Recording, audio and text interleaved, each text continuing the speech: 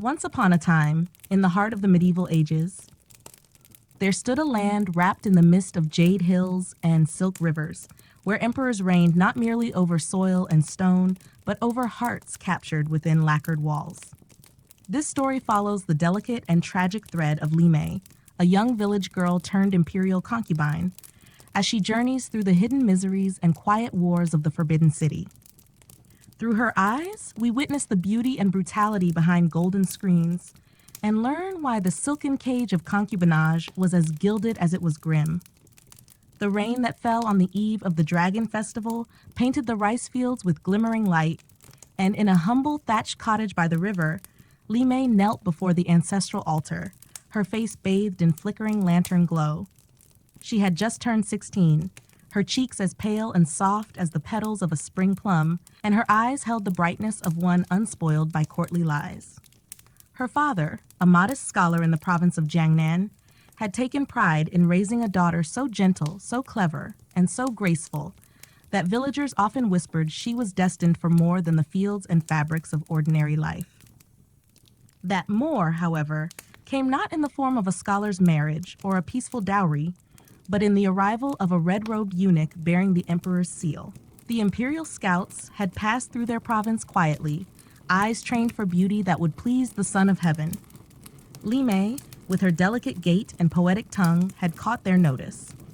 Though her father trembled with both pride and dread, he could not refuse the decree. For a family of humble means, the emperor's command was law dressed in opportunity. The morning of her departure was silent. No birds sang, as though the trees themselves had gone still. Her mother placed a small sachet of dried chrysanthemum at her breast for courage. Li Mei said little, though her heart pounded like the temple drums of the new year. She left her village not in joy, but in ceremony. The slow march of a lamb led not to feast, but to captivity dressed in silks. The journey to the capital was long and ornate. She was not allowed to walk. She was carried in a palanquin lined with red satin and guarded by soldiers with cold stares. She was fed delicacies she did not know the names of, and bathed in rosewater she had never before touched. But none of these fineries warmed her heart. It was the strangeness, the vastness, the stillness of fate being sealed without her voice that chilled her. When they arrived at the Forbidden City, it was near dusk. The palace walls, red as cinnabar and crowned in yellow-tiled roofs, stretched like an endless dragon over the land. Its beauty was inhuman, symmetrical, cold, divine. Here, within its heart, lived the emperor and hundreds of women selected to serve his pleasure. Li Mei was not brought to him immediately. No concubine was. Instead, she was placed into the Palace of Eternal Spring, where the lowest-ranking concubines resided. There, she would be instructed, not in letters or philosophy, but in the art of pleasing a man she had never met. Older concubines, themselves never touched by the emperor, taught her how to bow at the right depth, how to perfume her wrists, how to smile without baring too many teeth. It was a life of waiting. Every evening, the eunuchs would read from the list of women summoned to the emperor's chamber. Li Mei's name remained unread. Some girls were summoned once, only to return in tears, never summoned again. Others rose like lotus blooms in stagnant water, mysterious favorites who wielded soft power with painted fingers. Within weeks, Li Mei came to understand a terrible truth. Though her world was wrapped in silk and pearls, it was still a prison. The doors did not open from the inside. Her letters home were censored, her name slowly forgotten by the outside world, and her body no longer her own, but a token in a dangerous game of favor and jealousy. What haunted her most were the eyes of the other concubines. Each gaze held a silent scream, a shared knowledge that only one woman could ever be empress, while hundreds would live and die in shadows, remembered only in registry books. Rivalries brewed in smiles, poison lived in perfume. And behind the curtain of imperial decorum, every woman was both sister and rival, yearning not for love, but for survival. In the evenings, Li Mei sat beneath the paper lanterns of the courtyard, listening to the cicadas. She would hum songs from her village, the melodies nearly drowned by the distant sound of silk brushing against stone floors, the hush-hush shuffle of another concubine being summoned. She often wondered if the emperor even knew their names, or if they were simply flowers to be picked, smelled once, then left to wilt unseen. On her 30th night in the palace, as moonlight spilled over the carved balustrades like milk from a shattered bowl, Li Mei finally wept. Not for the family she missed or the girl she once was, but for the slow death of her dreams.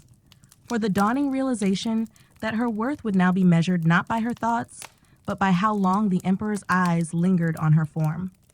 Yet even in sorrow, she resolved to survive. Somewhere in the distant court chambers, the game of concubinage had begun, and though she had not asked to play, she could not leave the board. Not yet. The palace of eternal spring was neither eternal nor spring-like. It was a place of stillness, a walled garden blooming with loneliness and perfumed with longing. Days passed with choreographed grace, each hour neatly folded into rituals that served no purpose but to keep the women inside silent and compliant. In that space, Li Mei began to learn the unspoken rules of survival. Each morning began at the strike of the jade bell, its chime gliding across the compound like mist over water. The concubines rose before dawn, their hair brushed to perfection by attendants who never spoke unless spoken to. Layers of robes were chosen not by mood or weather, but by rank and ritual. Li Mei, still unranked, wore pale silks with no embroidery, modest, neutral, nearly invisible. Breakfast was taken in near silence, a quiet procession of bowls and spoons. Speaking out of turn or expressing distaste for food was dangerous.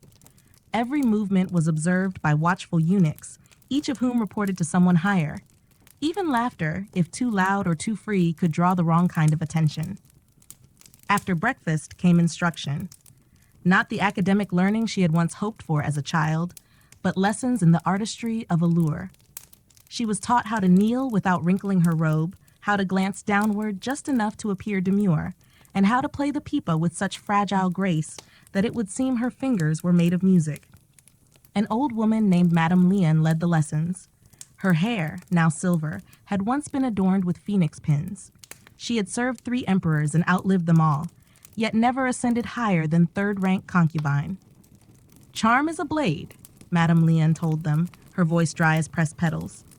"But wield it carelessly, and it will cut you first." Li Mei listened closely. Not all the girls did. Some giggled behind fans or whispered dreams of catching the emperor's favor quickly. They did not last long. The palace had ways of erasing foolish ambition. A wrong smile, a careless comment, even being too pretty at the wrong time, all could summon disgrace or worse. But what unsettled Li Mei most was the growing sense of sameness. The halls, though carved with dragons and painted in imperial red, blurred into one another. The scent of sandalwood that filled the rooms was cloying. The gardens were manicured to perfection, and yet no birds landed there.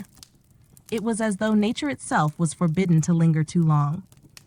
One afternoon, while walking with another concubine named Su Rong, a quiet girl from the northern frontier, Li Mei asked, "Do you ever miss the world beyond the walls?" Su Rong looked at her as though she had spoken a forbidden word. Then, in a whisper, she replied, "I try not to remember it. Memory is a kind of rebellion here." That night, Li Mei sat by her lattice window, gazing at the moon as it floated behind clouds like a ghost veiled in silk. She thought of her younger brother, of the swing tied to the plum tree in her family's courtyard, of her father's ink-stained fingers. She realized she hadn't said her own name aloud in weeks. Here, she was no longer Li Mei, the scholar's daughter. She was just another flower among hundreds, waiting to be plucked or left to wither. On the 40th day of her stay, a rumor began to ripple through the palace. One of the mid-ranking concubines, Lady Xu, had been found unconscious in her bathing chamber. The eunuchs said she had slipped. The maids whispered it had been poison. Li Mei listened, heart tight, as they recounted how Lady Xu had smiled too brightly at the emperor during the chrysanthemum banquet, drawing ire from Lady Anne, the highest-ranked concubine. She forgot her place, one maid whispered. She thought being summoned meant safety. It was a chilling lesson. Favor was fleeting, and envy had teeth. Not long after, Li Mei was summoned not to the emperor but to the inner tailoring hall, a rare opportunity. There she was measured for new robes. This, she was told, was in anticipation of her possible presentation.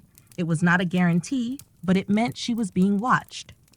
As tailors wrapped ribbons of silk around her arms and shoulders, murmuring about color palettes and embroidery styles, Li Mei stared into the polished bronze mirror.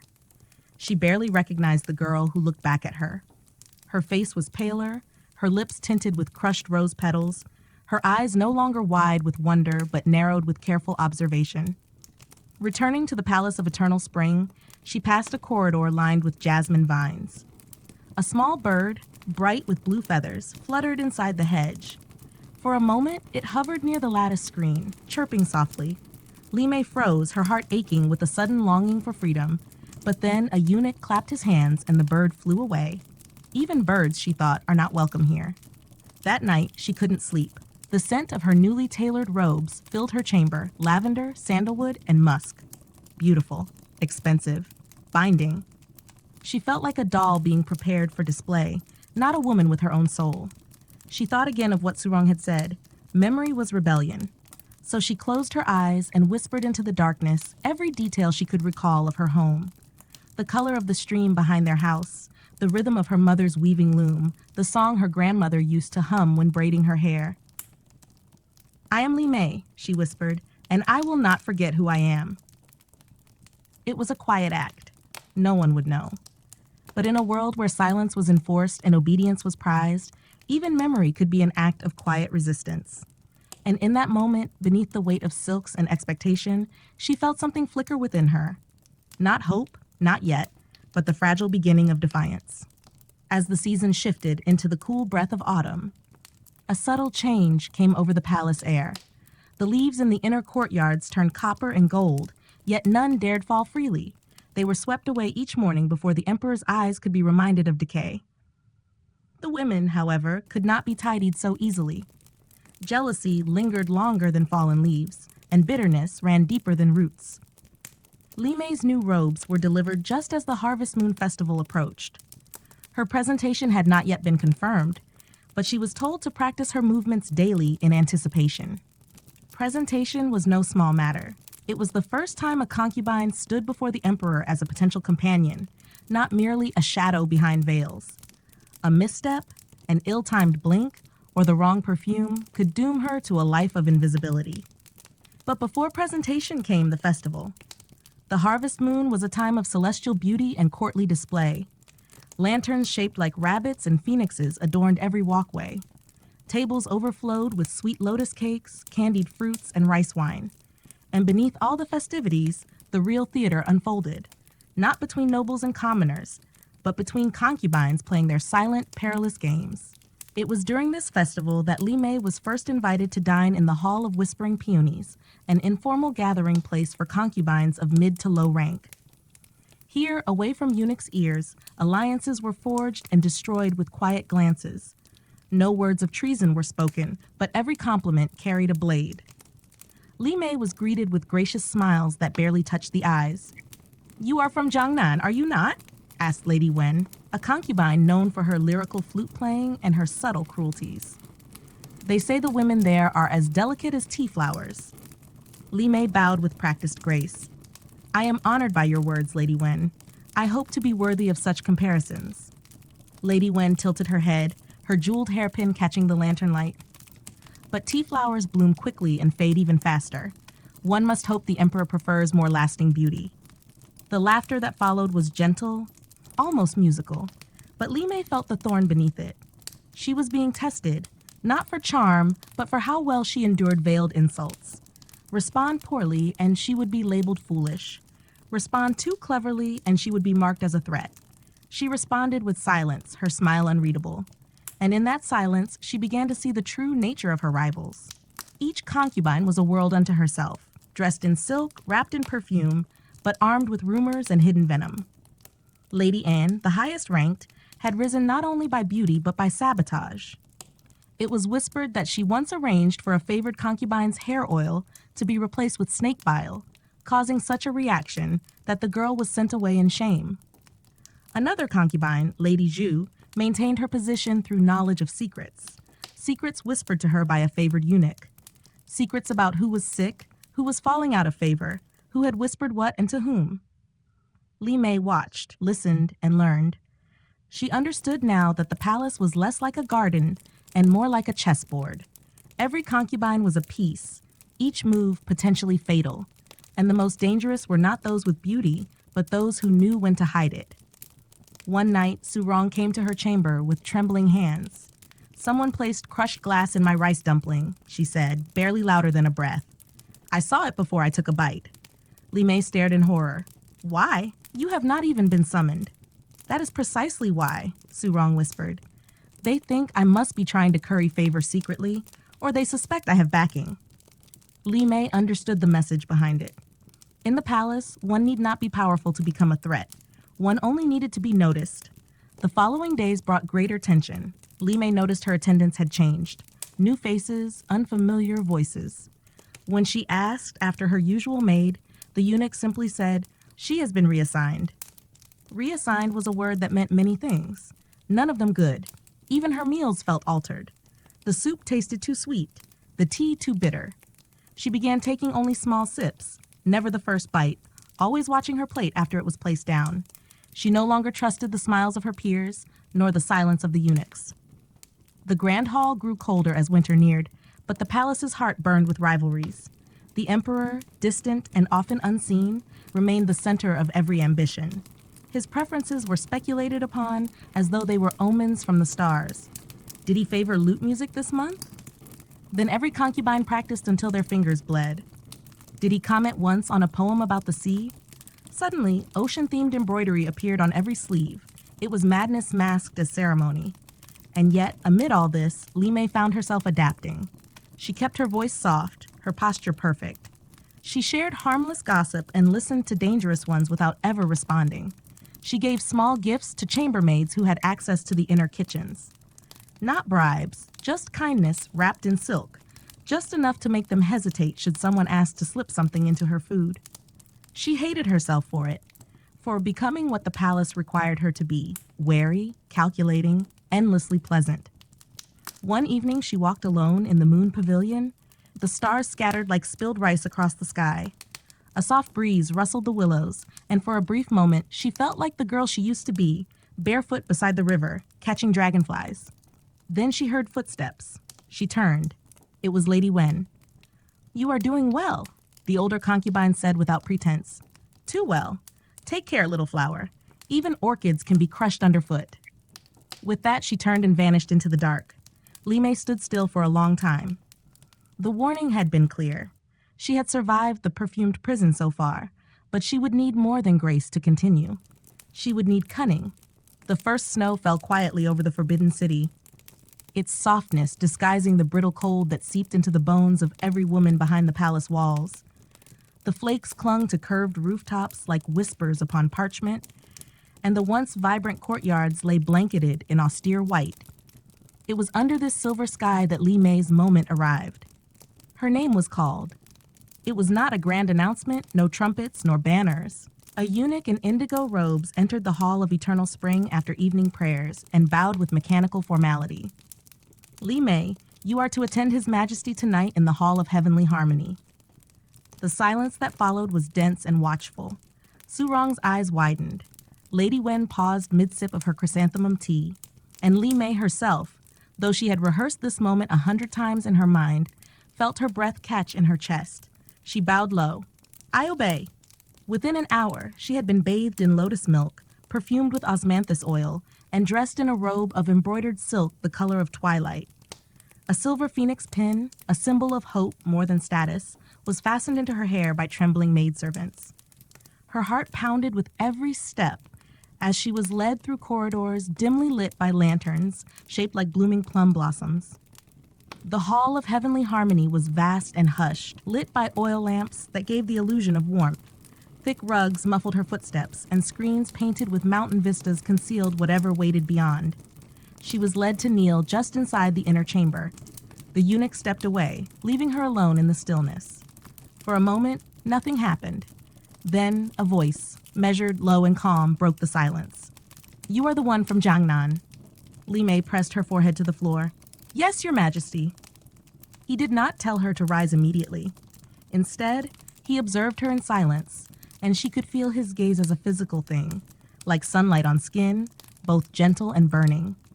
When he finally bid her to lift her head, she found herself looking upon the man who ruled a world she could not escape.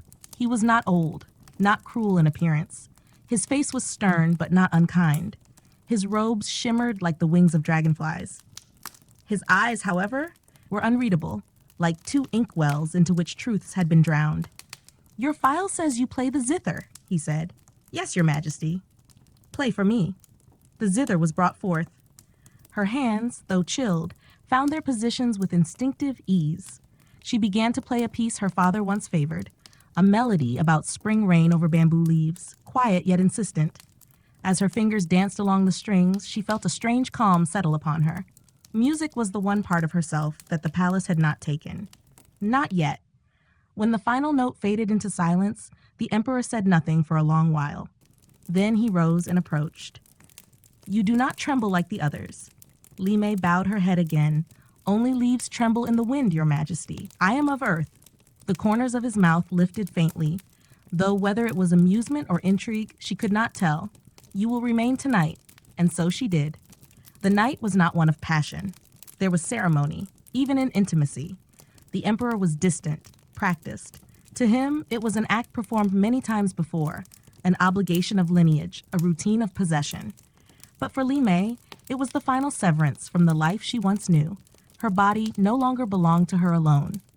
The following morning, she was escorted back not to the Palace of Eternal Spring, but to a new chamber in the Pavilion of Moonlit Grace. A quiet promotion. With it came new robes, finer meals, and more attentive maids. Word spread quickly. Her name became the subject of quiet speculation, admiration, and envy.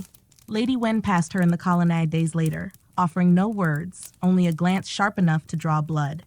Su Rong, while still kind, grew more cautious.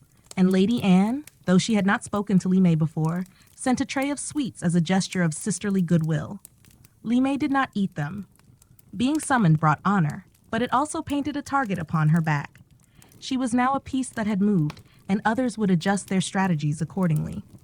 She found herself visited more often by eunuchs offering news cloaked in politeness. "The emperor mentioned your melody again, my lady," one said, bowing low. Or, "The Empress Dowager heard of your southern accent. She is curious to meet you." Or, more ominously, "It would be wise to avoid the Green Pavilion this week. There is tension." Li Mei listened and thanked them, slipping silver coins into discreet hands. Information was now currency. Secrets were armor. Despite her rising status, she began to see the danger of standing too close to the throne. The emperor was a flickering candle. Warm one moment, distant the next. He might summon her 3 nights in a row, then forget her for a fortnight. She learned to never anticipate, never presume, never trust. But there were moments, small, fleeting, when his gaze softened. When he asked of her village, of the river that passed her childhood home. Once, he asked her to recite a poem by Li Qingzhao, and as she spoke the verses of longing and melancholy, he closed his eyes and simply listened. It was in those moments that Li Mei glimpsed the man beneath the crown, but she dared not hope for anything more. Affection could be fatal in a palace where women disappeared not for crimes, but for being loved too much or not enough. She kept her mask intact, her smiles delicate, her words wrapped in silk, and each night before sleep she whispered to herself, "I am Li Mei, I remember." The emperor's gaze had found her, but the game had only begun. The Pavilion of Moonlit Grace was a quiet sanctuary. Its white jade floor veined with pale gold, and its lattice windows carved into patterns of plum and cloud. Snow still gathered lightly on the roofs, and from her chamber, Li Mei could watch the frozen koi pond, its stillness a mirror of her own life, decorative, contained, and ultimately voiceless. Despite her promotion, Li Mei felt no freer.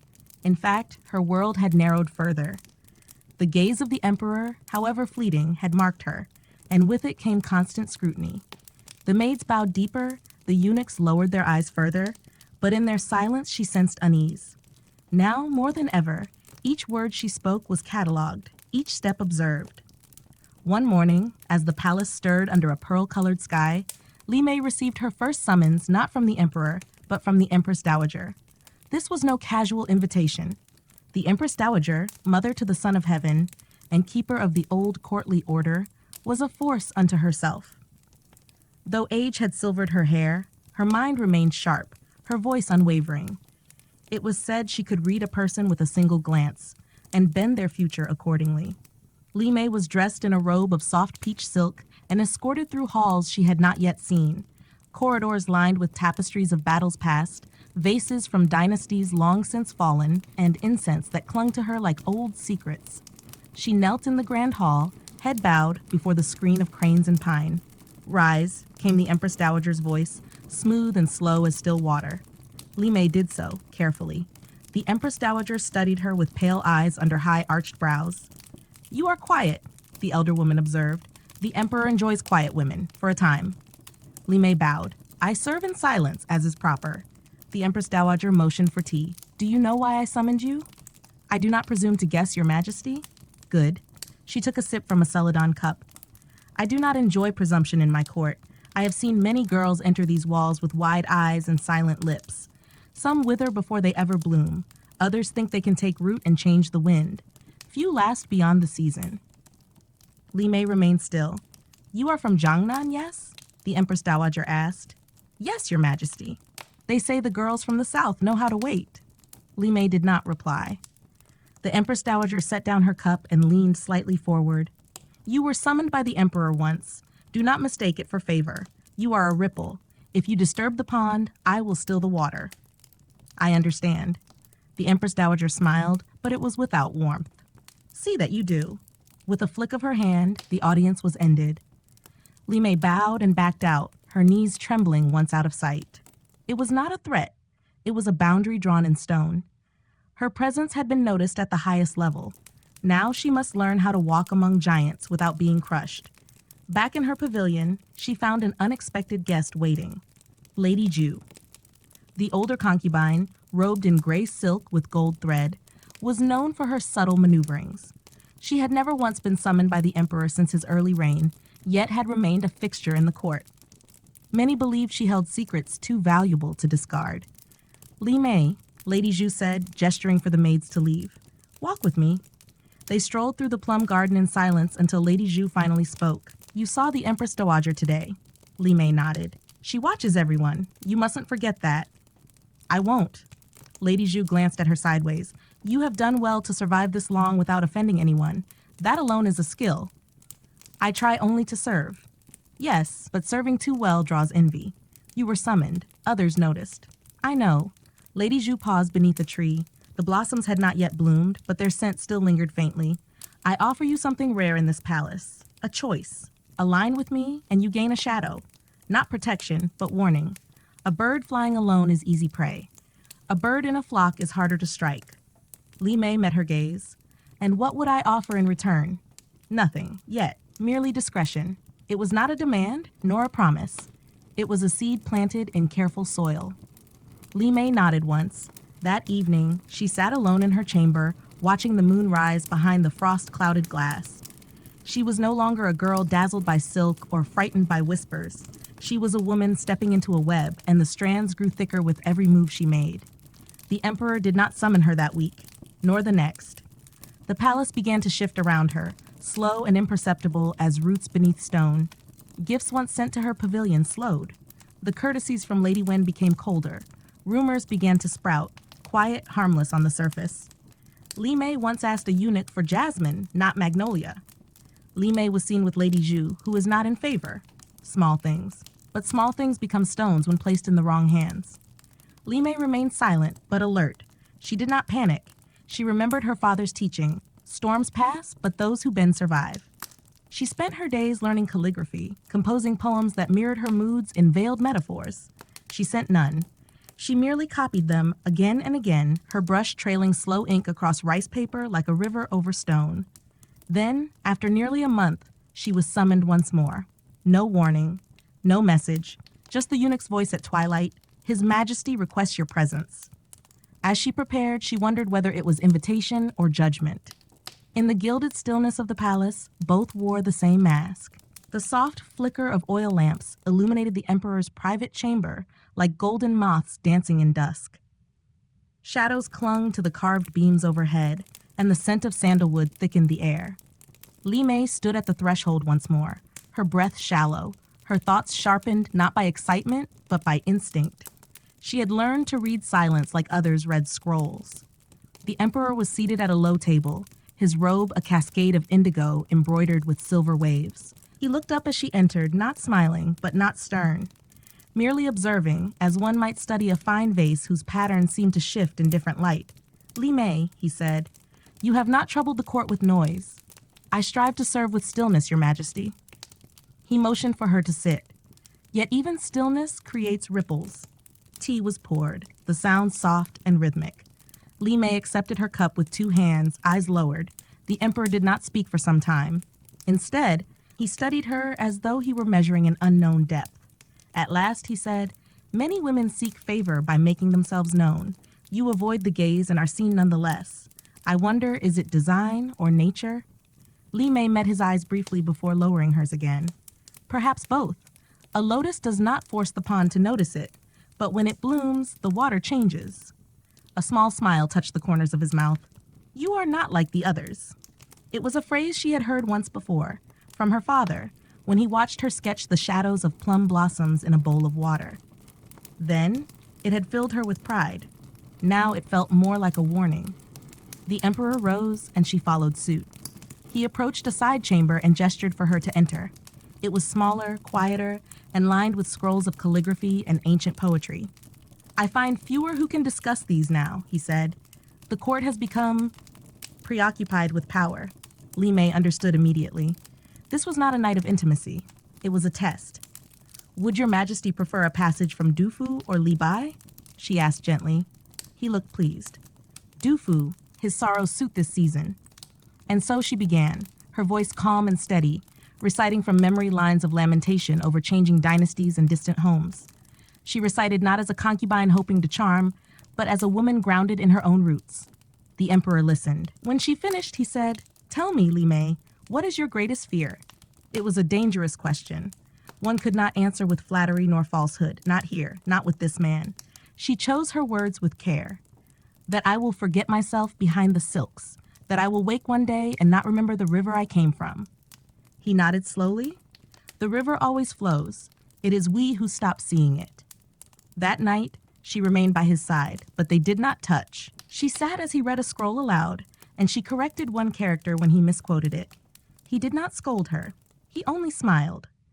She was returned to her pavilion near midnight. In the days that followed, something shifted in the wind around her. Eunuchs bowed with greater depth. Her meals arrived warmer. Even the tone of Lady Wen's voice carried an edge of restraint. Yet, as always, visibility in the palace was a double-edged blade. With renewed interest from the emperor came deeper danger. Every concubine now looked upon her not with dismissal, but with calculation. She was no longer one of many. She was a possibility. One morning, a folded note was found beside her pillow. The handwriting was neat, masculine, unfamiliar. "Beware those who smile in gold. Not all who praise wish you to bloom." There was no signature. Li Mei burned the note, fingers trembling not with fear, but with the cold clarity of understanding. This was a warning, perhaps from a eunuch, perhaps from a rival, perhaps even from Lady Ju, whose favor was measured in quiet acts. Either way, it was not to be ignored. Later that day, her favored maid collapsed in the kitchens. The physician said it was spoiled mushrooms. Others whispered it was a mistake meant for someone else. Li Mei took no more chances. Every dish she ate was tasted by two maids first. Every robe she wore was aired by hand. She allowed herself no luxuries, no gifts from unknown senders. The emperor summoned her twice more that month. Each time, they spoke of poetry and memory, of past dynasties and forgotten emperors. He asked her opinion on a painting once, and she offered it. She corrected him again on a misattributed verse, and he accepted it without pride. Still, she remained careful. She knew his interest could cool like spring water touched by frost, and she knew others would not sit idly while he warmed to her. Surong returned to her one night, pale and anxious. "There are rumors," she whispered. "Lady An believes you are a threat." "I am not." "That does not matter. She thinks so, and she has influence." "I will not challenge her." "She believes you already have." Li Mei looked at her friend, her only true companion in the palace. "Then I will have to survive what she believes." That night, she wrote a poem by lamplight. It was about a moth circling a flame, and how the flame never changed, only the moths did. She signed it with no name and let the ink dry under the moonlight. She was rising, but in this palace the air grew thinner the higher one climbed, and beneath every golden panel shadows waited with patient teeth. The arrival of the midwinter court brought with it a surge of tension, as sharp as the cold wind that swept through the forbidden city. Ministers gathered like flocks of migrating geese, robed in brocade and burdened with petitions, and all eyes turned once again to the inner court. For within its walls, far from politics and poetry, the emperor's choices continued to ripple outward like tremors before a storm. And central to those ripples stood the empress. Li Mei had not yet met Her Majesty. Though the empress's name was inscribed on every decree, her presence was more a myth than a reality to the lesser concubines. It was said she had the elegance of porcelain and the stillness of carved jade. But what was rarely said aloud, only whispered in corners, was that the empress did not smile. She ruled over the inner court with the precision of a scholar and the memory of a monk. Nothing escaped her gaze, though few had ever seen her look directly at them. Even Lady Anne, powerful and proud, deferred to her. It was one morning, as frost glittered like powdered glass along the courtyard stones, that Li Mei received an invitation. Not a summons, an invitation to tea with the empress. She dressed in her most conservative robe, cream silk, unembellished, with a single embroidered crane at the sleeve. Her hair was arranged simply, without ornaments, save for a pin of carved jade her mother once gave her. She wore no perfume, only a hint of white chrysanthemum. She arrived at the Jade Serenity Pavilion, the Empress's private retreat, flanked by snow-dusted pines and soundless water. The pavilion was quiet, save for the trickle of a stone fountain shaped like a dragon's mouth. Inside, the Empress sat behind a screen of silk painted with herons. She did not rise. She gestured instead for Li Mei to kneel. "You may serve the tea," she said, voice soft and resonant like a bell rung at dusk. Li Mei obeyed, her hands steady as she lifted the porcelain pot and poured into 2 cups without spilling a drop. The Empress watched with unreadable eyes. "You were summoned thrice this month," she said. "Yes, Your Majesty." "You have spoken of poetry with the Emperor." "Yes." "You corrected him, twice." Li Mei did not flinch. "Only in small matters, Your Majesty." Small corrections grow into habits. The Emperor forgets easily when he is not reminded of his role. The meaning was clear. Li Mei kept her voice even. "I would never seek to alter His Majesty's role, only to serve truth in his presence." "Truth is not always welcome," the Empress murmured, sipping the tea, "especially not from lips that wear rouge." A pause stretched between them, quiet and measured. Then the Empress said, "You are wise to dress plainly." "I have no rank. I would not presume." "That too is wise. Presumption is the first sign of ambition." Li Mei bowed her head. "I ask for nothing, Your Majesty." The Empress studied her closely. Her face, while pale and serene, bore the faint lines of someone who had long learned the art of containment. There was no softness, only symmetry. Her voice remained unchanging as she continued. "Lady Anne has served beside me for 10 years. She knows this palace well, yet even she can be stirred by fear." Li Mei said nothing. "You do not smile," the Empress observed. "Not falsely, at least. That is good. Sincerity, when rare, becomes power, and power, when unguarded, becomes peril." She set her cup down. "You will attend the winter banquet. You will wear silver, no hairpin." Li Mei bowed once more. "As Your Majesty commands." The audience ended without further ceremony. As she stepped into the cold once again, she did not feel relief. She felt watched. The Empress had not threatened her, but had made it clear that her every word, every gesture, every correction had been weighed. Back in her pavilion, Li Mei sat by her window, tracing the frost that formed on the inside glass. She thought of how one could be present yet remain unseen, like the Empress, like the moon behind cloud. And yet she also understood that to be summoned by the Empress was to be marked. She was not a threat now, but she could become one. Later that week, she found a message hidden in the folds of her robe. It was written on silk and sealed with wax shaped like a peach blossom. The Empress tests those she cannot read, remain clear or remain useful. Never both. The hand was unfamiliar, but she had an idea. Lady Zhu's style, cryptic, metaphorical, and clean. The warning was subtle, yet precise. The winter banquet approached like a slow storm. Every concubine prepared for it with quiet fervor. It was the one time each year that the Emperor, the Empress, and the noble women of the entire court dined under one roof. The food would be ceremonial, the wine light, the conversations calculated. Li Mei wore the silver robe as instructed. No ornament. Her hair, brushed smooth, hung loose at the ends like a curtain drawn only halfway. When she entered the banquet hall, a hush passed over the assembly. Not because of her beauty, it was not exceptional among the jeweled flock, but because of her simplicity. In a court of peacocks, she arrived as a dove. The emperor noticed her, though he made no sign. The empress remained silent. Lady Anne watched with eyes like a knife freshly whetted. Li Mei said nothing. She smiled once, at a servant spilling wine, and kept her gaze lowered otherwise. She listened.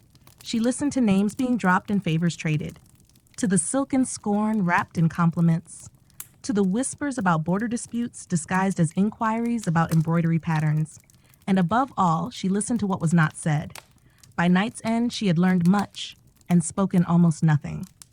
When she returned to her chambers, she sat alone beneath the lantern light and whispered again, "I am Li Mei. I remember." For now, she was still a piece on the board, but one whose shape was changing. Snow lingered longer than usual that winter, blanketing the palace roofs in a crust of white that shimmered beneath the moonlight like salt over jade.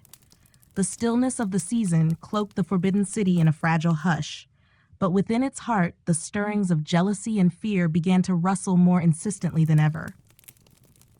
After the winter banquet, Li Mei's presence was spoken of in quieter corners with voices more sharp than curious. The silvery robe had become a symbol, its simplicity mistaken by some for arrogance, by others for clever submission.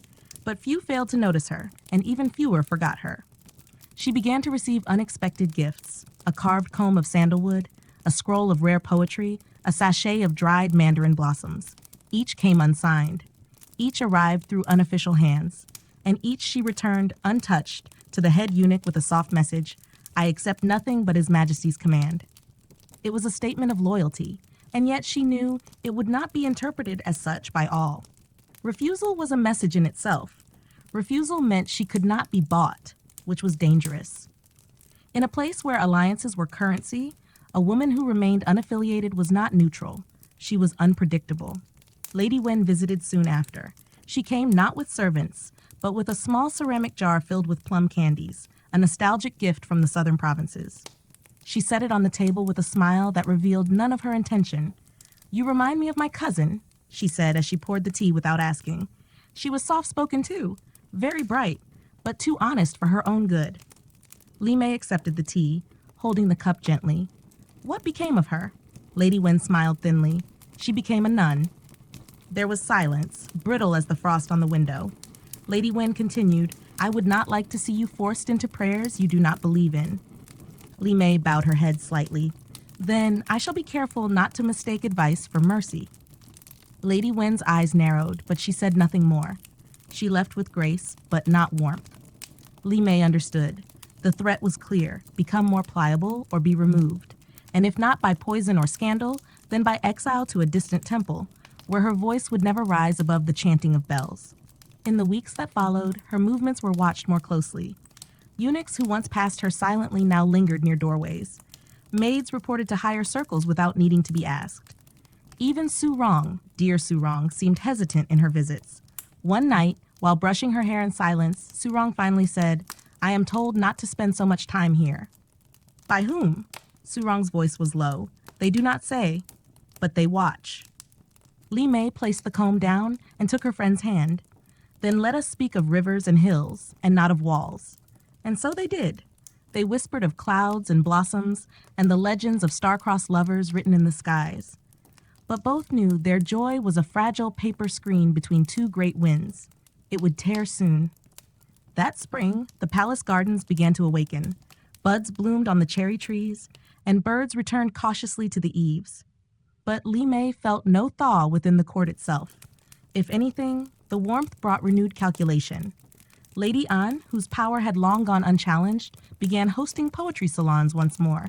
Only select concubines were invited. The emperor did not attend, but his absence mattered little. It was the empress who approved the guest list. Li Mei received no invitation, nor did she ask for one. One afternoon, while she practiced calligraphy, a shadow appeared at her door. Lady Zhu, The elder concubine stepped in with the confidence of a courtier long immune to slights. She studied Li Mei's brushwork before speaking. "You've done well, but they are tightening the net." Li Mei set down her brush. "How do you know?" "I've heard whispers. There's a plan to discredit you. Not loudly, just enough to stain your name. A missing hairpin, a misplaced scroll, perhaps an accusation of theft." Li Mei's voice was quiet. "They know I would not steal. They don't need truth. They only need doubt." She nodded slowly. "Then I must act before they do." Lady Ju arched an eyebrow. "Carefully." Later that evening, Li Mei wrote a verse onto the back of a petition scroll. The words were simple, composed in the ancient style. "I have no wings, yet I see the sky. I have no claws, yet I hold to the branch. Let those who whisper beware the echo." She sealed the scroll and delivered it to the emperor through a trusted eunuch, not as a message, but as a piece of art. A gift. Unnamed, unclaimed. He would know. She did not sleep that night. She watched the lantern shadows flicker and imagined every whisper that passed through silk curtains, every footstep that echoed too long outside her door. But dawn brought a surprising calm. Not only was she left undisturbed, but a single crane feather bookmark was delivered to her chambers. A token. From the emperor, no doubt. No words attached, but the meaning was unmistakable. "You are heard." That afternoon, the theft accusation never came. The scrolls remained in place, the whispers stilled, for now. But Li Mei knew it would not last. She was a flower growing through frost, and many would rather see her wilt than bloom. Yet she would not step back. She had learned how to bow without bending, and though her petals were soft, her roots were buried deep in memory. Spring blossomed in full, and with it came a rare stretch of serenity in the Forbidden City. The trees were laden with peach and plum flowers, their petals drifting across courtyards like soft snow. Yet beneath this beauty lay tension so taut it could snap at a whisper. Li Mei had entered a season of caution. Every step was measured, every smile weighed. Though no open accusation had yet come against her, she sensed the current stirring beneath the calm. The palace rarely struck in haste. It preferred to wait, to coil, to suffocate slowly. And then, one morning, a change. Her personal maid, Lianhua, was gone. No farewell, no warning. Just a blank face from a replacement girl who introduced herself simply as Yun. She was reassigned, the eunuch said with a polite bow. There were inconsistencies in her record. Li Mei said nothing, but the word echoed in her mind. Inconsistencies. A fiction crafted as smoothly as silk and just as difficult to grasp. That night, she found her comb had been moved. Not misplaced, not lost, simply shifted by half an inch, no doubt by the hands of someone gauging her awareness. Yun smiled too easily. Her steps were too silent. A spy, then. Li Mei had expected this, but the timing unsettled her. She had only just begun to regain a sliver of safety, and now this subtle signal, someone still watched her, not from above, but from beside. She said nothing. Not at first. Instead, she began to test. She moved a hairpin to the bottom of a drawer, marking its position. It was touched within a day. She left a scroll unsealed near the brazier. When she returned, it had been rolled tighter, with a crease not made by her hand. Even her tea had a different flavor. Not poisoned yet, just bitter. Yun remained obedient, cheerful, helpful. But her eyes flicked too quickly toward letters. Her hands lingered on fabrics not yet needed. Li Mei played the game as taught. She smiled. She gave no sign of doubt, until the moment came when she could use it. It arrived during a quiet evening when Lady Ju invited her to a gathering of 4. Not a grand event, just tea in her chambers, with 2 lesser concubines who had never been summoned by the emperor. Women with gentle hands and quiet mouths who knew when to speak and when to sip. The conversation was light. Embroidery patterns, the merits of incense types, tales of court gardens. But beneath it, all 4 women understood this was no idle meeting. It was an alliance being stitched in silk. Lady Ju poured Li Mei a cup and said, as though commenting on the weather, "There's talk of something going missing soon. A hairpin of pearl and garnet, they say. Quite rare." Li Mei did not blink. A pity. Misplaced items so often lead to misplaced trust. "Yes," Lady Ju replied. And misplaced trust can become misfortune. When she returned to her chamber, she found the pearl and garnet hairpin already lying in her jewelry box. She had never seen it before. She did not touch it. Instead, she sent Yun to fetch more ink. When the girl was gone, Li Mei wrapped the hairpin in silk and placed it beneath the stone basin behind the dressing screen. The next morning, she reported it missing. The eunuchs came quickly, accompanied by an older maid from the empress's household. They searched her chambers thoroughly. Yun stood beside them, wide-eyed and innocent. When they failed to find the hairpin, they bowed. "Our apologies, Lady Li. It must be a misunderstanding." Li Mei smiled. "I trust you will continue the search. Something so beautiful should not be lost to the dust." They left, and Yun said nothing. But her hands shook that evening when pouring tea. The next day, she too was gone. No word, no replacement, no mention. Li Mei understood.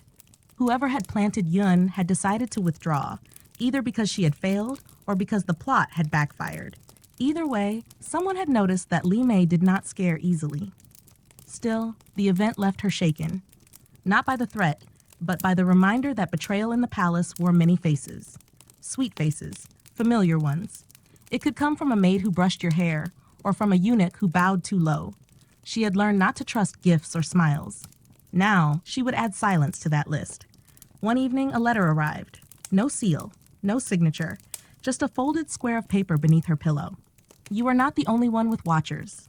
The Empress listens. Lady N plans. Choose your mirrors wisely." It was a strange phrasing, mirrors, but Li Mei understood. Every glance, every gesture reflected somewhere. Nothing in the Forbidden City remained unseen. The walls had ears, the lanterns had eyes. She folded the note and burned it. Days passed. The Emperor did not summon her. Perhaps he had grown bored. Perhaps he waited. Perhaps he tested her. It didn't matter. She continued her routine, painting, reading, walking through the peony gardens at twilight. She cultivated normalcy the way others cultivated orchids, carefully, obsessively, with practiced ease. And all the while, she remembered. The comb, the scroll, the pen, each one a step on a path paved not with desire, but with deceit. And yet she endured, not with defiance, but with stillness. She would not be provoked. She would not be moved. Because in this palace, survival belonged not to the loudest nor the most beautiful, but to the woman who could recognize the scent of betrayal before it touched her throat. When the plum trees bloomed again in the outer court, their scent was as soft and fleeting as breath on glass. In the pavilion of moonlit grace, Li Mei stood in the shadow of their delicate blossoms, watching petals spiral down with the grace of snowflakes. But though the garden seemed unchanged from the previous year, everything within the palace had shifted. Her name, once spoken in low curiosity, now came with tension, with envy, with calculation. Even the air in her chamber felt heavier. The games had grown sharper, and she had become a player, whether she wished it or not. It was during this fragile thaw that the Plum Blossom Tribunal was called. It was not a true tribunal in the eyes of law or emperor, but the name had passed through generations of concubines.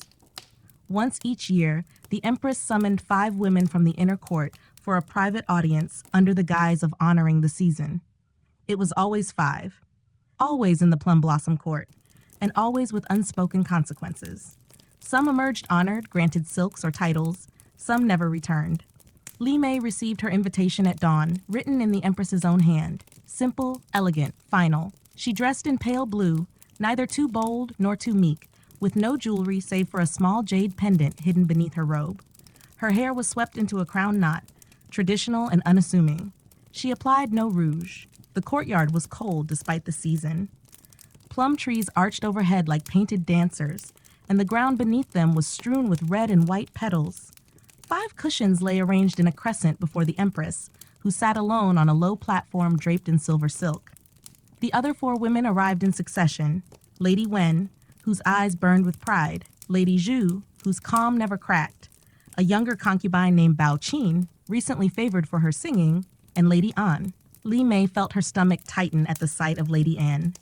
She wore crimson robes embroidered with golden cranes and moved with the certainty of someone who had never been refused. They knelt, bowed, and waited. The Empress raised her fan, painted with the image of pine boughs bending in winter. "You are called not for judgment," she began, "but for remembrance. The blossoms fall each spring, and we forget their shape by summer. I do not wish to forget the shape of our court." Her words, gentle on the surface, carried many meanings. She motioned for the attendants to serve tea. None spoke until cups had been distributed and sipped. Then the Empress asked her first question, directed at Lady Wen. "What does duty mean to you?" Lady Wen, poised as ever, replied, "To serve without asking why." The Empress nodded. She turned to Bao Qin. "What is the greatest weakness of a concubine?" The girl hesitated. "To desire more than one is given." Lady Ju was asked what she feared most. "Obscurity," she answered without blinking. When the Empress turned to Lady Anne, the question shifted. "What would you protect at any cost?" Lady Anne's smile was faint. "Order." And then she faced Li Mei. "What do you regret?" The question was a blade dressed in silk. There was no correct answer, only dangerous ones. Li Mei let the silence stretch like a drawn bow before replying. "I regret believing silence would protect me." The Empress's fan stilled. Lady Anne's gaze flickered. Lady Ju glanced down. It was not defiance, but it was not submission. It was truth. They sat in stillness. The wind lifted the plum petals, sending them spiraling across the silk mats. One landed in Li Mei's tea. She did not remove it. The Empress finally spoke again. "Petals fall where they will, but branches remain." Then she dismissed them. It was done. No punishment, no praise. They bowed and departed in silence. Back in her chambers, Li Mei found her belongings undisturbed. No messages, no gifts. But the silence was no longer oppressive. It was watchful. Later that evening, Su Rong returned after weeks of absence. She had been reassigned, then returned without warning. "I was told I had been requested," she said, confused. "I do not know by whom." Li Mei offered her a seat and poured tea. "Then let us not ask." Together, they sat as the sun dipped low, casting golden shadows through the lattice. Plum blossoms continued to fall outside the window, indifferent to secrets, unmoved by politics. That night, a parcel arrived. Wrapped in silk the color of frost, it contained a single object, a carved wooden box shaped like a blossom. Inside, pressed between layers of fine paper, was a single hairpin of white jade, unmarked, simple, pure, no message, no name. But Li Mei understood. The Empress had spoken, not loudly, but unmistakably. She was neither favored nor forgotten. She had been measured and not discarded. The pin was not an ornament. It was a warning and a promise. From now on, she would walk narrower paths. The Emperor might summon her again, or he might not.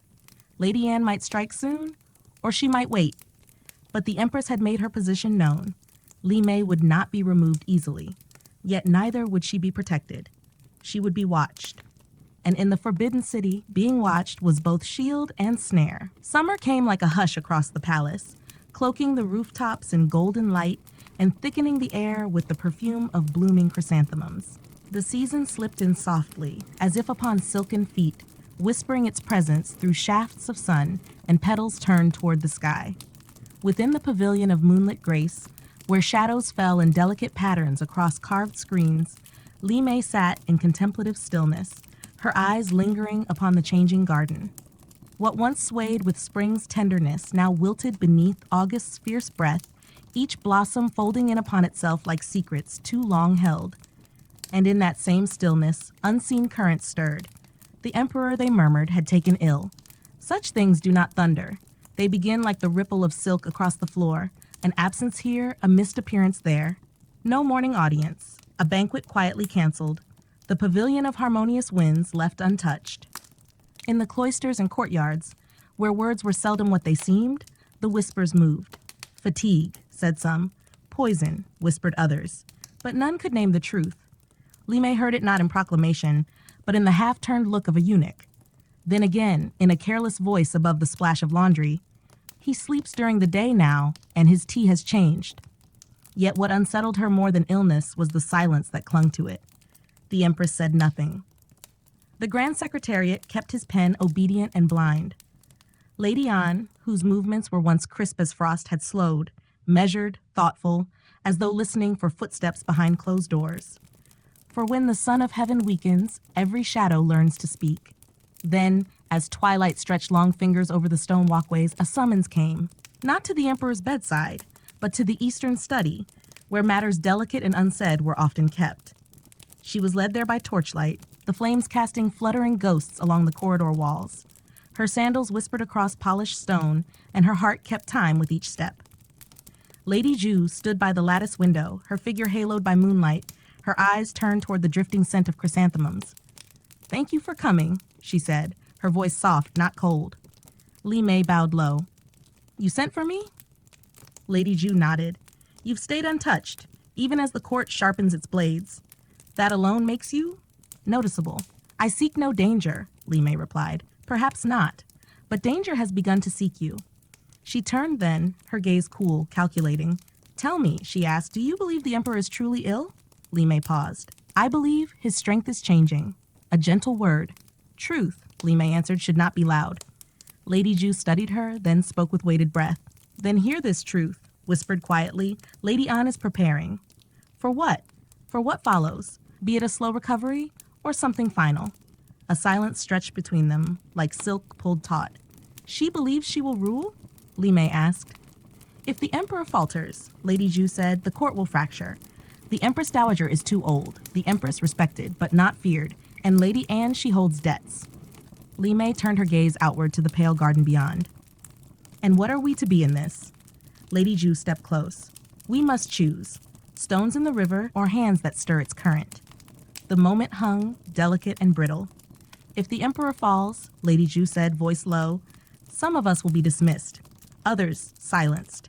The new order will not carry many voices from the last. Li Mei looked to her calmly. And you would survive. Lady Ju nodded once. Survival is its own kind of loyalty. There was no agreement, and yet no refusal. The meeting ended as dusk deepened.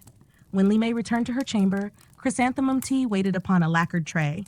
She left it untouched. At dawn, she asked to walk alone in the inner garden. A rare request, and one the eunuchs granted with faint bemusement. What harm could a quiet woman do beneath the ginkgo trees?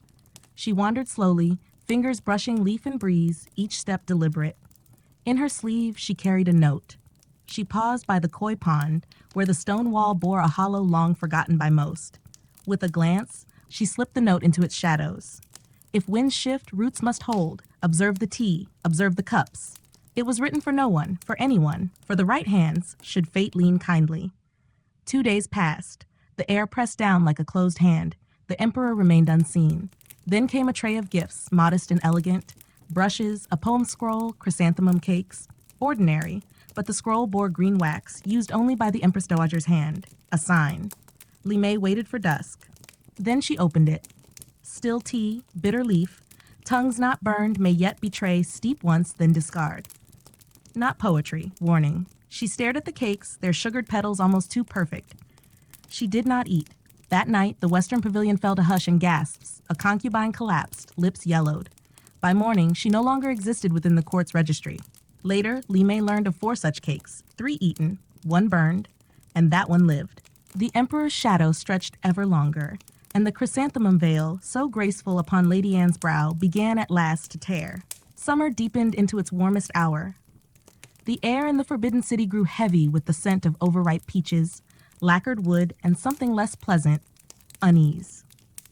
As the sun lingered longer in the sky, pressing golden weight upon the eaves and tiles, even the wind seemed reluctant to stir. The courtyards lay still, soaked in fragrant heat and tension. The hush that veiled the Emperor's illness had grown thick, oppressive, like a silk curtain pulled too tightly across a painted screen. Behind the embroidered fans and beneath parasols of pale silk, the women of the inner court whispered, softly, cautiously, in riddles and glances. Each word wore a mask.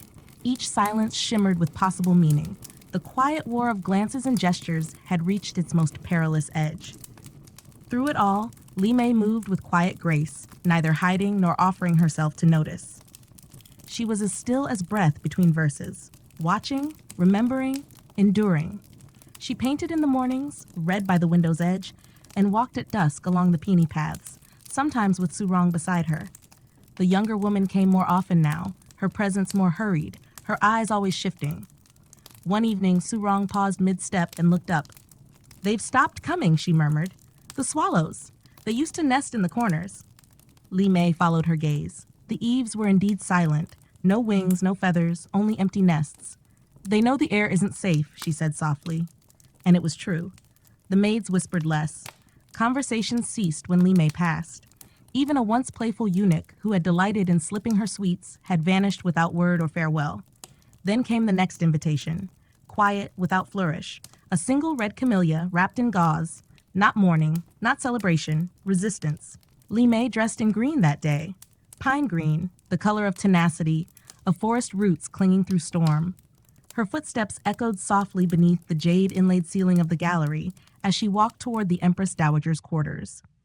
There, beneath a silk canopy touched by time, sat the elder matriarch. Around her, silence rested like a mantle. Only the ticking of a bronze water clock gave motion to the room. "You have not spoken," the Empress Dowager said, her voice as dry as old parchment. "You have not begged." Li Mei bowed. "There is no safety in speech, Your Majesty." A long silence. Then the old woman's eyes lifted from her tea. "I once believed that," she said, "but silence is no shield. It is merely the breath before one is broken." Li Mei remained still. The Empress Dowager's voice dropped. "He trusted too easily. Lady Anne feeds him herbs unapproved by the court physicians. I've tried to intervene. I am kept away." Her eyes, sharp even in age, studied Li Mei. "But you are still near enough." Li Mei's heart remained calm. "He has not called for me in many weeks." "Then remind him," the Empress Dowager said. "Music, poetry, memory, you must find the man beneath the crown. Wake him." Li Mei bowed again. "And if I do, then we may yet shift the tide. But you must act before the autumn festival. After that, he may not wake again." The implication was clear. The emperor was fading. And if he disappeared into the silence, the world they knew would vanish with him. That night, back in the pavilion of moonlit grace, Li Mei sat by lamplight with brush in hand. Her poem was not a plea. It was a cipher, elegant, veiled. A phoenix wounded by bitter berries, dreams of rivers it cannot reach. She left it unsigned, passed through trusted hands, and into the corridors where eunuchs carried secrets like water in cupped palms. 3 days later, a summons arrived. The emperor lay among golden cushions, his skin pale, his breath slow. Yet when he saw her, his smile flickered like embers beneath ash. "I remembered the taste of river fish," he murmured, "when I heard your poem." Li Mei bowed low, and in that quiet moment, sorrow touched her, not for the emperor as ruler, but as man, betrayed and adrift. She took his hand gently. "Shall I play for you?" He nodded once. She set her fingers upon the zither and let music rise. Simple at first, a melody from her girlhood, then slow, wistful, curling like incense toward the rafters. When the last note faded, he did not speak. Then, "Something is wrong. Even the tea tastes of silence." Li Mei leaned closer. "Do you trust your senses?" His eyes met hers. "I must." "Then trust what you remember." A long breath passed between them, and then a single nod. She left in silence, no fanfare, no word. But in the days that followed, the court shifted. A renowned physician returned from distant provinces. Lady Anne was absent twice from feasts where once she reigned, and the Empress Dowager's servant was seen walking freely in halls once forbidden to her. Small things, but they mattered. One morning, a folded silk scrap lay on Li Mei's pillow. "The phoenix stirs, but the shadow clings. Prepare." She burned it without pause. Then, in the hush before sunrise, she sat before her mirror. As light crept over polished floor and lacquered screen, she combed her hair slowly, each stroke a vow. She was no longer only surviving, she was preparing to resist. Autumn crept upon the palace with slow footsteps and a sharpened breath. The season came as though it feared waking something fragile. Each breeze carried the dry rustle of withering leaves, the faint perfume of sandalwood smoke curling from censers long since cold. Gold gathered in the trees, the blossoms of summer, once bright and proud, now curled like dreams too long held, folding inwards, soft and secretive. In the heart of the Forbidden City, the great halls whispered with the coming of the autumn festival of fragrance and light, a time of splendor and solemnity, where lanterns in the shapes of birds and fish were strung like jeweled stars, and chrysanthemums rose in tall vases like frozen bursts of sunlight. But this year, joy had retreated behind the paper lanterns. It had been more than 3 weeks since the emperor last appeared. His absence, once murmured behind fans, now became sharp speculation shaped by silence. Ministers sent cautious notes, never direct. The Empress Dowager answered them with veiled calm. The Empress stood at each gathering with the stillness of a shrine statue, perfect, unreadable. Lady Anne had become a shadow of herself, seen, yet never fully there. Within the pavilion of moonlit grace, Li Mei observed the unraveling court with quiet clarity. She did not act. She did not retreat. She waited, as ink waits to dry, as water waits to turn. Her second summons came 3 days before the festival. No fanfare, No herald, only a word, soft and sudden. The chamber was dim, the scent of strong herbs hung thick, coiling like old memories. The emperor sat, not lying, upright, alert, though his breath was thin and his frame drawn. "You returned," he said, voice rough as paper. Li Mei knelt with reverence. "When your majesty calls, I come." His eyes searched her face. "You spoke in dreams, bitter berries, a phoenix." She did not confirm it. He reached toward a nearby table, lifting a ceramic jar. "Lady Anne says this clears the mind." She did not take it. "Does it?" she asked. "No," he answered. "It quiets it. That's not the same." Gently, she stepped forward and poured tea, not from his jars, but from her own blend, carried in silence and steeped with care. Southern herbs. Simple, honest. He drank it slowly, a single swallow, then another. As dusk settled, the emperor asked quietly, "What do you see when you look at this palace?" Li Mei paused. "A painting," she said, "hanging on a wall that has forgotten the artist's name." He laughed, a soft and tired sound. "And you, little poet, if I gave you the brush?" "I would not repaint what's fading," she replied. "I would mend the frame." He looked at her then, not as sovereign, but as a man remembering himself. "I remember who I was when I met you." She did not cry. She only whispered, "Then be that man again." That night, back in her chamber, chrysanthemum cakes awaited. She did not touch them. Instead, she penned a message, on silk folded thrice, sealed with a camellia petal, addressed not to a person, but to a place, the Empress Dowager's chamber. The emperor remembers. He no longer drinks the flowers. 3 nights later, an edict was issued. All women of the court were to attend the autumn festival. No exceptions, no exclusions, a ceremonial command. But its meaning was unmistakable. Lady Anne would have to stand in the open. The festival morning dawned bright and sharp, as though wind had polished the sky. Red silk hung in curling waves from the eaves. Lanterns bobbed gently on strings like drifting petals. The scent of chestnuts and pear wine lingered sweet on the air. Li Mei dressed without ostentation, a robe of pale lavender, a sash the color of deep water. Her hair bound in the southern style, adorned with a single jade pin. She entered the hall among the lesser ranks, yet every head turned. Whispers, hushed and sharp, followed her like wind through reeds. Lady Anne arrived last. Imperial red clung to her like armor. Her crown shimmered like fire. But beneath the polish, there was strain. Her smile did not reach her eyes. Her poise was brittle, like porcelain too finely fired. She did not speak of the emperor. She did not glance at Li Mei. But Li Mei looked at her and saw the shadow in her brilliance, the silence in her laughter, the tightness at the corners of her eyes. The feast proceeded, dancers spinning like fallen leaves, lantern riddles solved with careful grace. But beneath it all, the room trembled with the sense of standing on a precipice. Then the music stilled. A line of guards entered. And behind them, the emperor. He walked slowly, but he walked. The hall fell into silence. Lady Anne stood, stunned, her lips parted, eyes wide. He did not look at her. He sat quietly and accepted tea from a familiar servant. He drank, and he smiled, a small smile, a remembered smile. And with it, every woman in that hall knew. He sees, he knows, he remembers. Lady Anne looked away. Li Mei remained still, and in her silence resistance bloomed. The winds changed in the Forbidden City, not with great storms or howling tempests, but with a hush that spread like silk across marble floors. The change was not loud. It did not clang or cry. It arrived like a forgotten memory, soft, deliberate, unavoidable. After the autumn festival, a quieter rhythm took hold of the palace. A new cadence, marked not by pageantry, but by glances, by shifts in posture, by silences laden with meaning. Lady Anne's name, once spoken with reverence and caution, now fluttered only in whispers. Where Li Mei had once passed like a shadow, unnoticed, she now walked in a glow of wary respect. Not quite favor, not yet, but something forming, slow, real. The emperor had returned, not fully, not as before, but he was present. His footsteps, once missed, now echoed faintly again through the gallery floors. His gaze settled once more upon scrolls of state. His voice, though quiet, re-entered the ceremonial air. Most telling of all, he took control of his own meals.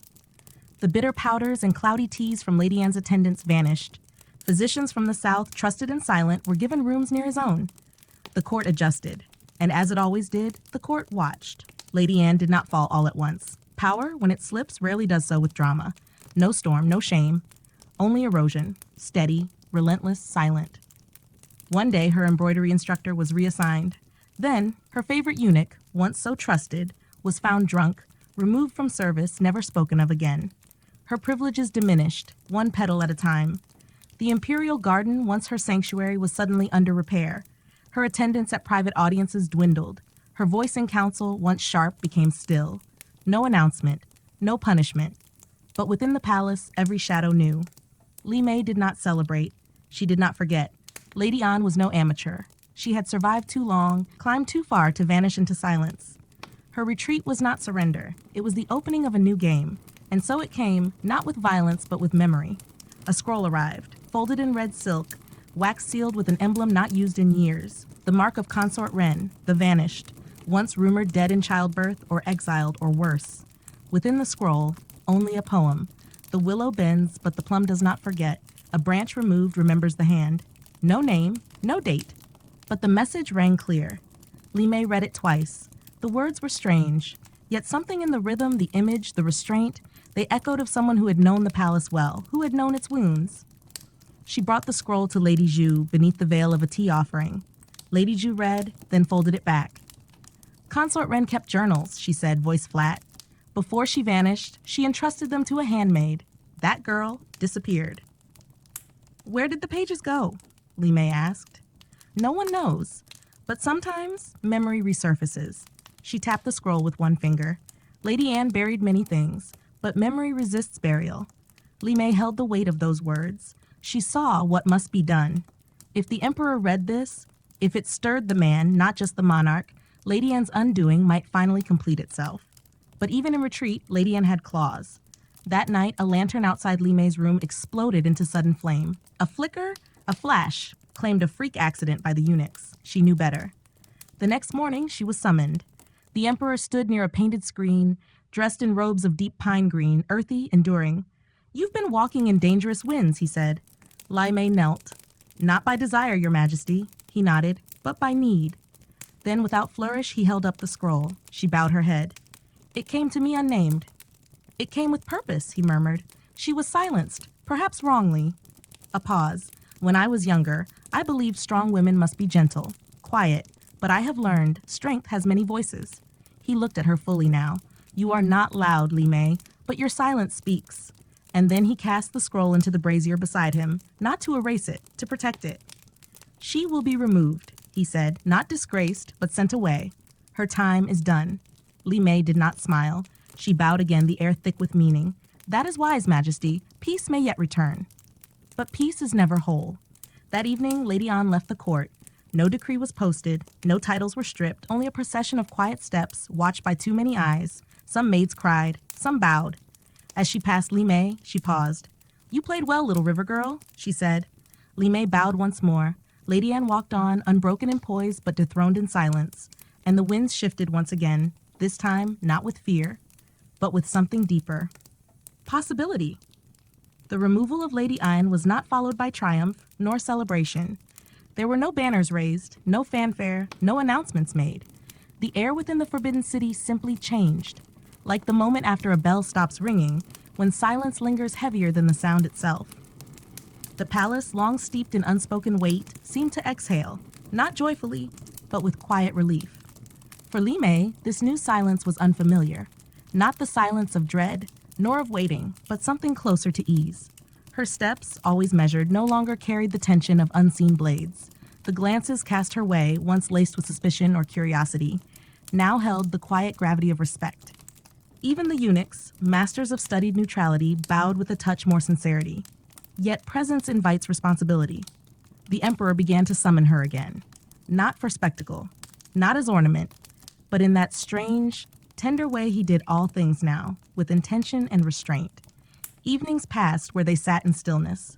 No music, no ceremony, just moonlight on lacquered wood and shared breath between shadows. One night, his voice broke the hush. Do you hate this place? Li Mei did not rush to answer.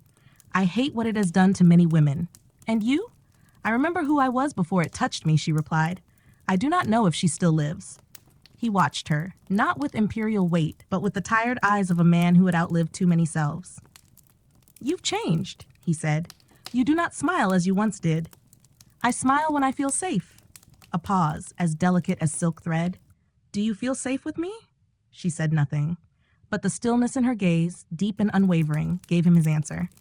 The next morning brought the scent of dew and magnolia. Her pavilion had been repainted, cleaned. A scroll hung by her window, old verse newly inked, lines about chrysanthemums and the endurance of bloom after storm. And Surong returned, not as a maid, but as assistant steward, a quiet rise unusual and surely guided by a hidden hand. I don't understand, Surong said, combing Li Mei's hair. Why keep me near when others might see it as a weakness? Li Mei smiled gently. Because I remember when I had no allies, and because trust must begin somewhere. Yet trust and safety were not the same. In the vacuum left by Lady An, the court shifted again. Rivals old and new stirred, voices rose, hems lengthened, and poems flowed like river water. Among them, Lady Chan emerged. Young, clever, draped in praise from the western provinces. Her words were sweet, her laughter gentle. Twice, she had been summoned. And yet, it was not her summons that caught Li Mei's attention, but her silence. She gave gifts only to the overlooked, servants who fetched cloaks, filled lamps. She never named the emperor, yet knew his fruit, his melody, his shade of ink. It was a dance Li Mei recognized, but she did not join. She had never chased the emperor. She would not start now. She wanted nothing she had to steal. She had found something else, herself. The Empress Dowager called for her again. They sat beneath a trellis blooming with out-of-season orchids, tended by hands unseen but deeply knowing. I expected you to rise, the Dowager said, but not to remain so, still. I find no advantage in rushing. And yet, the elder woman murmured, you have moved more than most generals ever dared. Li Mei bowed her head. I moved because others forced my steps. The Dowager sipped her tea. Then, he is changing. Quietly, thoughtfully, you've left an imprint. I did not mean to. No, but you remind him of what care once felt like. A longer pause followed. A bird called somewhere beyond the walls. Then the truth came. There will be no new empress. Li Mei looked up. He no longer believes in it, but he has asked me to name a caretaker, one to guide the inner court, not by favor, not by rank, but by steadiness. Li Mei felt no tremor of ambition, only memory. You are not bound, the Empress Dowager said. But if you accept, you will shape the palace itself, not as a guest, but as a rhythm. Li Mei gave no answer, not then. She returned to her chamber, then walked among the magnolia trees. She thought of her mother's loom, of river banks and wind through bamboo. She thought of the girl she once was, full of verse, afraid of silence, and she whispered to the morning, I remember.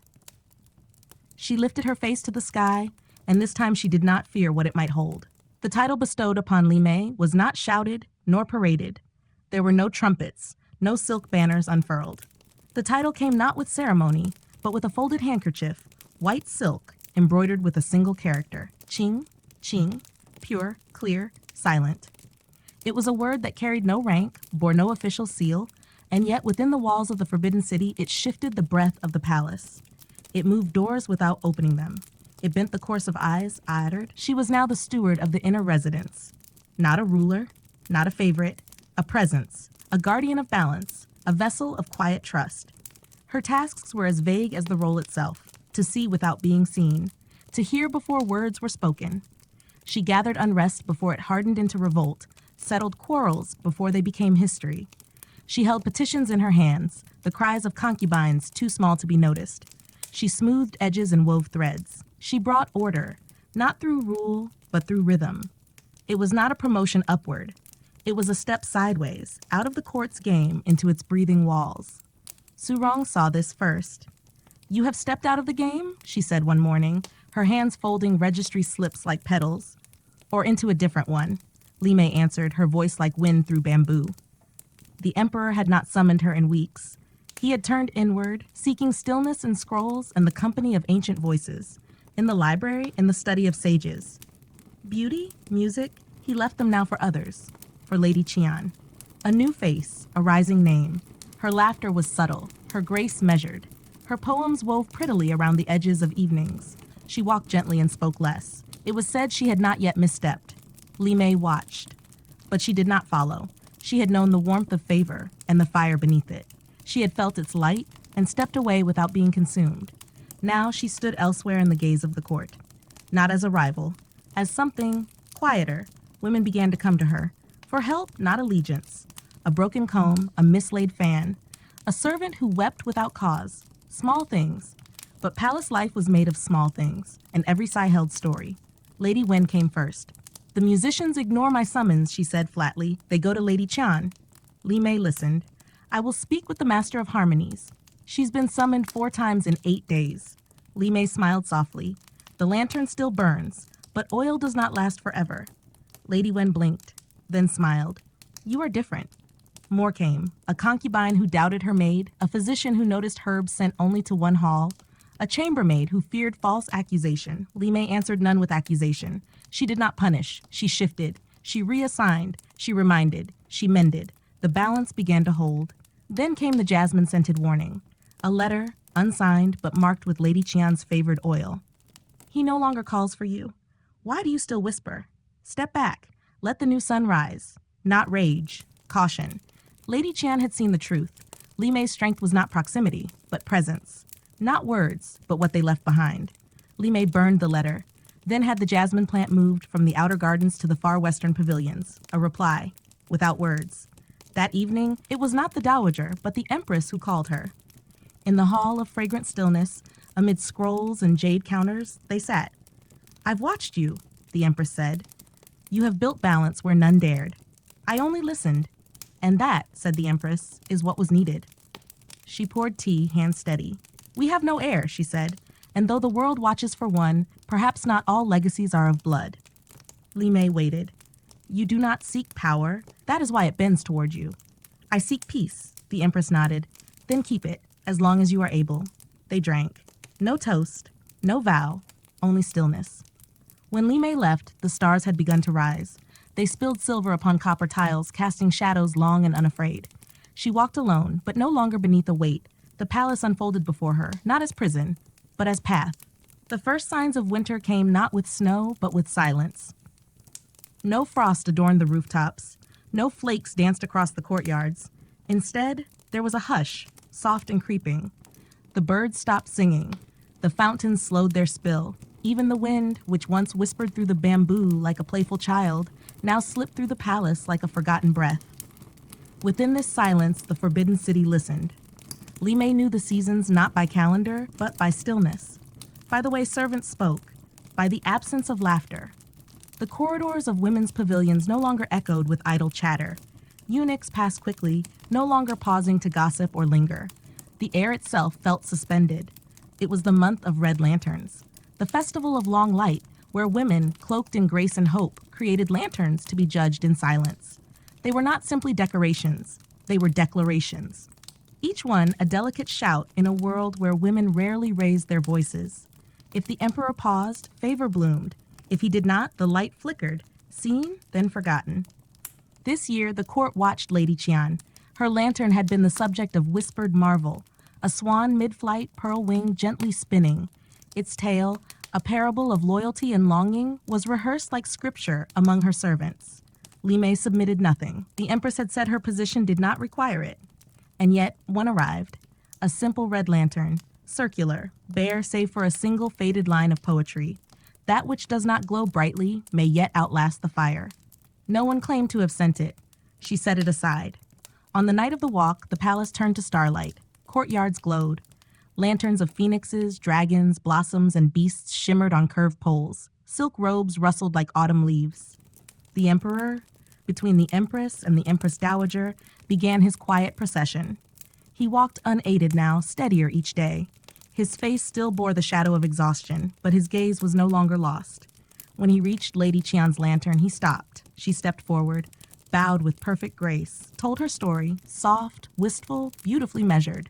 The emperor nodded, then moved on, not quickly, but not long enough. The court took note. At the final pavilion, furthest from the crowd, a red lantern hung above still water, plain, unmarked, except for that line of verse. The emperor read it aloud. That which does not glow brightly may yet outlast the fire. He did not explain it. He did not smile. He simply turned. The walk ended. But the silence lingered. In its wake, whispers bloomed. Lady Qian's beauty had not been denied. Yet something had shifted, and Li Mei's nameless lantern became a mystery, one not easily dismissed. She did not speak of it, but she felt its echo. A young concubine approached her the next morning, shy, uncertain, asking about tea. Later, a servant from Lady Wen's hall inquired about a robe's embroidery pattern. Small things, but meaningful. Then came the letter. White silk, a symbol only, a crescent moon.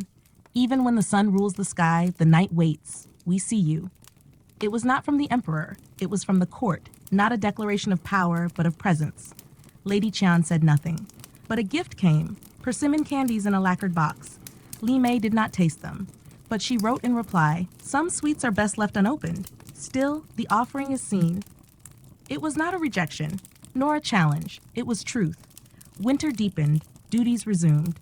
Li Mei ensured coal reached every chamber evenly, quietly corrected rumors of illness, steadied the pulse of the inner court. She did not seek the emperor, but one night he found her. In the southern garden, wrapping a silk scarf against the wind. He joined her, without sound. "You did not present a lantern," he said. "I did not," she answered, "but one found its way to me." He looked ahead. "Its words will stay longer than any flame." They stood in silence beneath the bare branches. And though the lanterns of the court had dimmed, one light remained, burning softly, held in memory. Snow finally arrived in the 9th lunar month, drifting quietly down over the eaves of the Forbidden City, settling like ash upon a sleeping empire. It came without wind, without sound, only the hush of pale descent, gentle as breath against skin. The rooftops turned to parchment.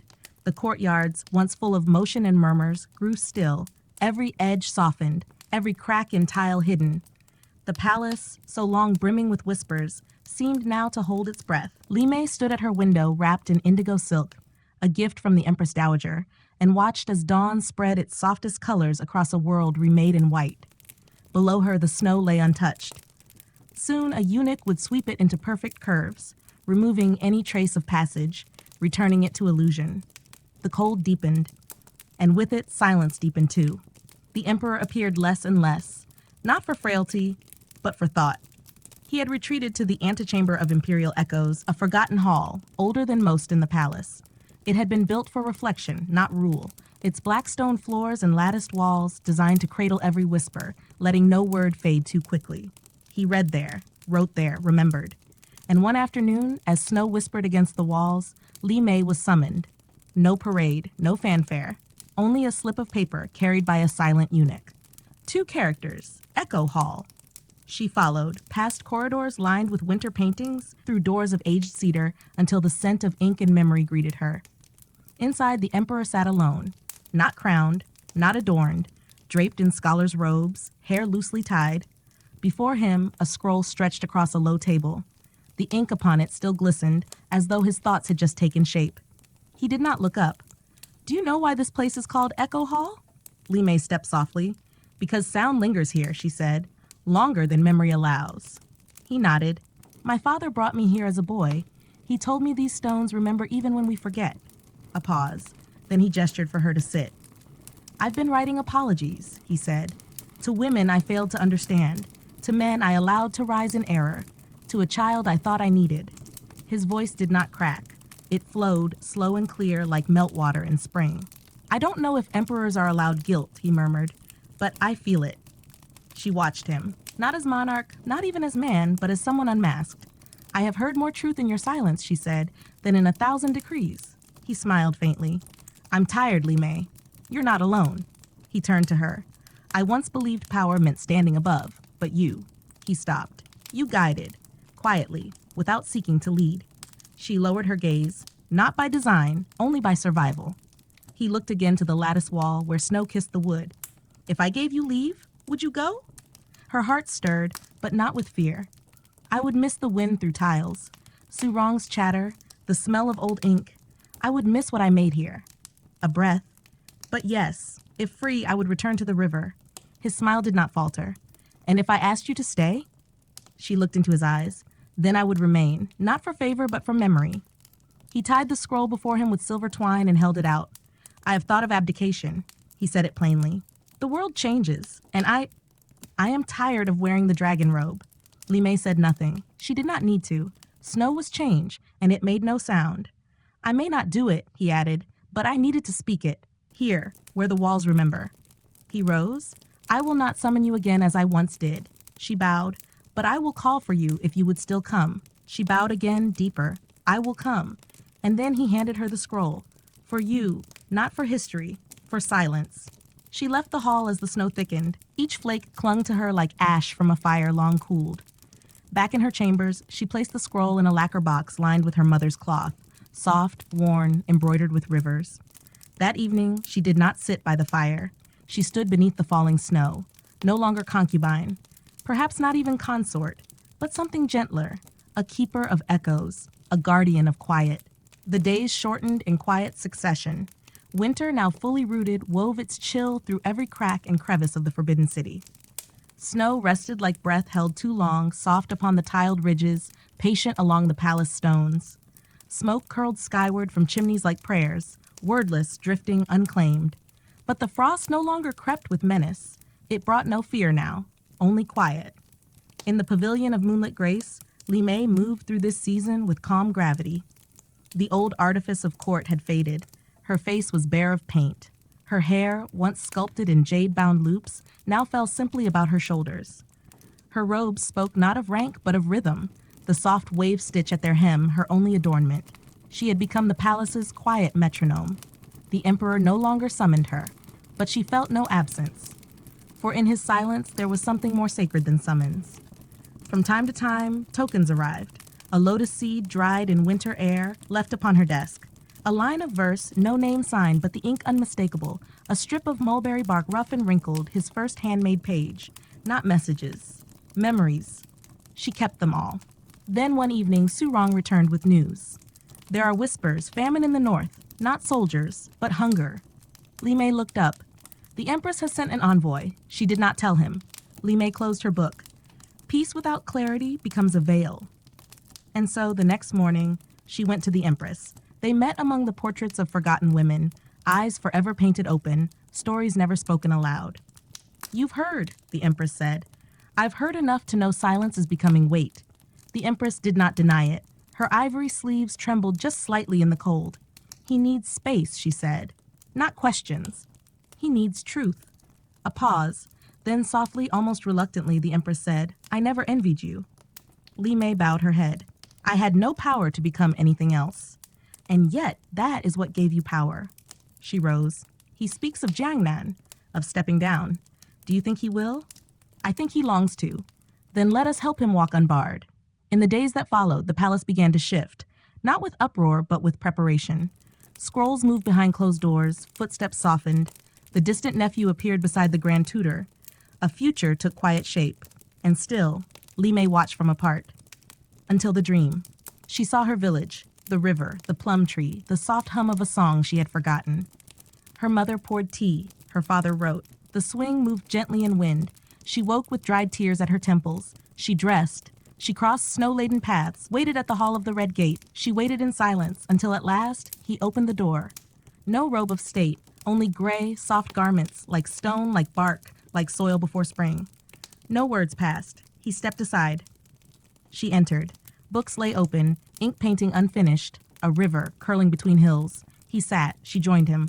I dreamt, she said. Of the river? Yes. And did it call you home? No, she said, but it reminded me I had one. He closed his eyes. I will go. To Jiangnan? To peace. She nodded. Then let me return to lilies. To the river? To the swing. To the brush? To the tea. He breathed slowly. You are not mine to keep. I never was. But I was yours once, he said, in the stillness between songs. She smiled. And you were not unworthy. They did not touch. They did not weep. They sat like two vessels emptied of grief, warmed only by what remained. That night she packed. A trunk, a scroll, a lotus seed, a folded lantern. No one watched her go but Surong, who wept without shame. And somewhere above, behind a curtain that stirred like breath, someone watched too. Snow clung to the carriage roof like a sleeping veil as it trundled along the southern road, bearing Li Mei far from the capital. The Forbidden City, once her world, once her weight, faded behind her like a dream breathed out. The walls, once so vast, so unscalable, diminished into soft red strokes on the horizon. She did not turn to look. She had already said farewell too many times to what lay behind. Before her stretched quiet. The roads of the south curved like calligraphy. Frosted fields, resting rice paddies, willow groves that swayed as if in prayer. She watched it all with steady eyes, her hands folded, one lacquer box at her side. Inside it, memory. A silk scroll, a lotus seed, a comb of bone, a red lantern, folded like pressed bloom. She traveled without name, without title. And with every mile, her breath grew fuller, lighter, like air unfiltered by silk screens or whispered judgment. Days became weeks. Weeks became a rhythm.